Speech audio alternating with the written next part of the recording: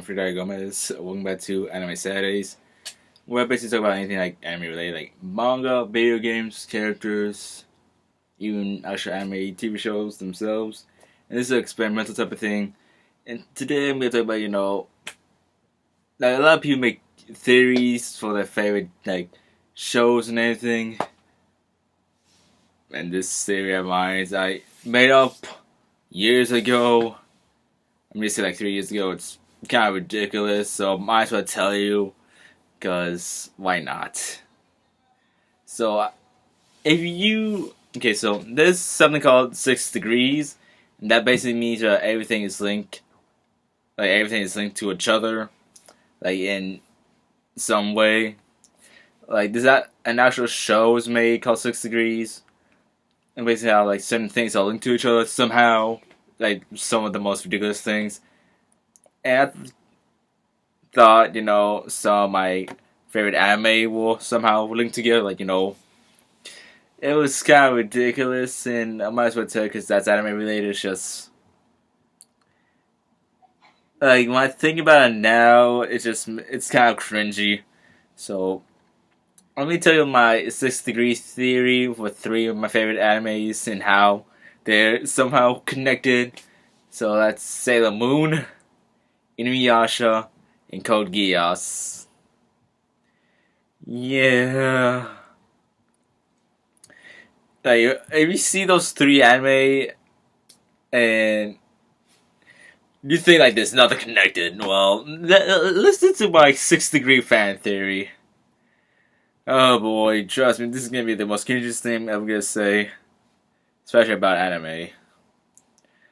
Okay, so my theory was, like all that happens at the same time period, like technically, because Sailor Moon was in the 90s, InuYasha was around like the early 2000s, and Code Geass came out in 2006, I think. Maybe I can't remember correctly, but let's just say Code Geass came out in the late 2000s. I thought to myself, maybe that's all connected somehow, because, that all happened around the same time period. Okay, so here's how Sailor Moon and InuYasha are connected. So, whenever Kagome goes in the well and, goes has her adventures with InuYasha and their friends, Sailor Moon, like, her villains, and she has a lot of them, like, 5 seasons worth of villains, like, come to try to destroy the Earth. Kagome's not there, which is why, especially when the Earth is, like, Japan, and some are being destroyed or looking havocy because, of the big bad aliens. Yeah. And when Kagome comes back, the Sailor Scouts defeat the enemy of that season.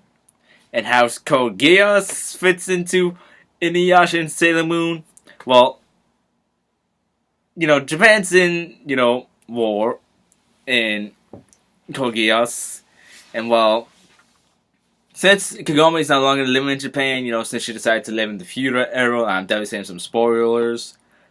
So yeah, Kagome's out of the picture, and what's going on, and Sailor Moon, she's doing her Earth thing, the Scouts, since they're called 11s now, because the Japanese and Code Geass are called 11s now, because Area 11, and but after, that ends, with Code Geass, and years later, Sailor Moon and her crew become, Sailor Moon becomes, like, the queen. And, because, somehow they survive from being killed. Because, occasionally the Japanese get killed by the Italians.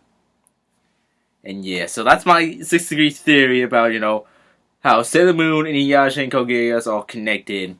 When Kagome's not around, Sailor Moon's adventures are happening. When Kagome leaves, Code Geass happens with, war. Japan becomes Area 11. So, yeah, that's the most craziest thing I'm ever gonna say. I don't believe that no more. Maybe a little bit. Just thanks for watching. Bye.